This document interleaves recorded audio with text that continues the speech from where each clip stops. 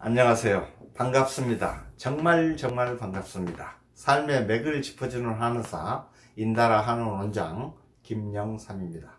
오늘 제가 여러분과 소통하고 싶은 주제는 여러분이 잘 못 들어봤을 단어입니다.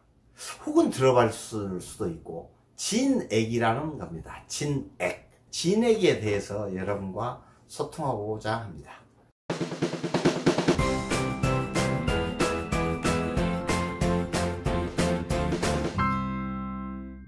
자, 우리 몸에 많은 액체들이 있습니다.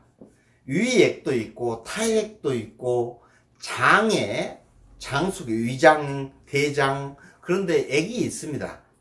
폐장액도 있을 수 있고 뭐 하여튼 액들이 있을 수 있죠. 췌장액도 있을 수 있고 신장액도 있을 수 있고 이런 모든 장의 액들, 그 다음에 요액, 소변이죠. 소변, 요액도 이런 요액들의 분비 그리고 배설액들을 다 포함해서 진액이라고 합니다. 한의학적으로. 그래서 장부에도 액이 있고 기육에도 액이 있고 피부, 모발, 정막, 공기를 윤택하게 하는 게 뭐냐? 바로 진액입니다. 관절을 매끄럽게 하는 게 뭐냐? 관절액이죠. 그것도 진액입니다. 뇌수, 골격 등을 윤활하게 하는 것도 뇌수액, 골격도 윤활하게 하는 것도 바로 이 진액입니다. 근데 이 진액 중에서 맑고 농도가 연한 것을 진이라고 하고 좀 탁하고 농도가 진한 것을 액이라고 합니다. 그런데 이 진액의 생성이 되고 흡수가 되고 이 전신으로 수포되는 데는 위장의 음식물의 순환, 그 다음에 비장의 음식물의 소화, 운화시키는 기능이 떠날 수가 없습니다. 이 진액은 비위장에서 만들어진다고 생각할 수 있죠.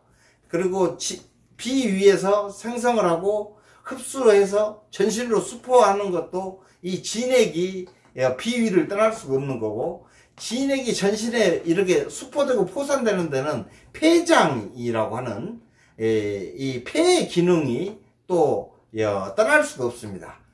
기부, 피모를 윤택하게 하고 땀을 나게 하고 요액을 변하는 것 모두 폐장이라고 하는 폐가 선발하고 선산하고 숙광하는 기능이 있는데 이 기능에 의해서 이 진액이 움직이고 있는 겁니다. 그리고 이 폐장과 비위장, 폐장은 위에 있으니까 상초라고 하고 비위장은 중간에 있으니까 중초라고 하고 신장은 아래에 있으니까 하초라고 하는데 이 폐비위 신등의 이 장부가 상중하 이 3초에 각각 예속되어 있게 되는데 체내 진액의 승강 출입하는 이 도로가 뭐냐? 바로 3초라고 합니다. 상초, 중초, 하초. 그래서 3초라고 하는데 이 진액의 생성이 되고 수포가 되고 배설하는 모든 대사 작용들을 3초에 기하다고 합니다. 3초 기하라고 했다.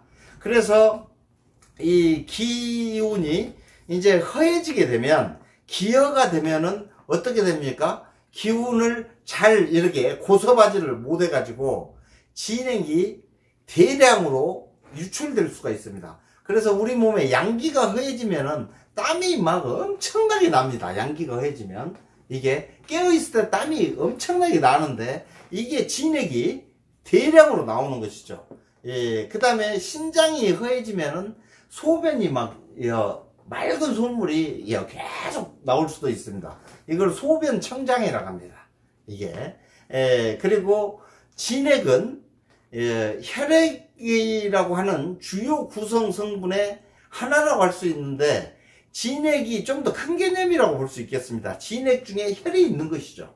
그래서 진액 중에 가장 정밀로운 부분이 이 혈맥중으로 주입돼 가지고 연기하고 결합돼서 폐맥에 상주하게 되면 그게 혈이 된답니다. 이게 참 어려운 얘기입니다. 그 다음에 진액의 병리 변화는 진액이 손상되는 것이 있을 수 있고 진액이 손상될 때는 상진 혹은 탈액이라고 하죠. 상음이죠. 그 다음에 비정상적인 이 진액, 수액의 적취가 있을 수 있습니다. 그것은 수종, 우리 붓는 거 있잖아요. 우리 몸에 붓는 거. 그걸 수종이라고 합니다. 그 다음에, 기가 뭉쳐 있는 거. 그건 담음이라고 합니다.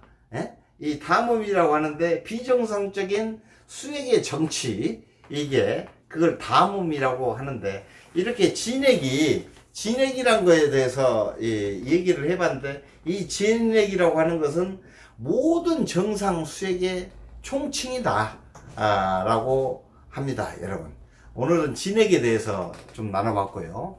지금 이 시대 힘겹고 지친 삶을 사시는 여러분들 참 수고하셨습니다.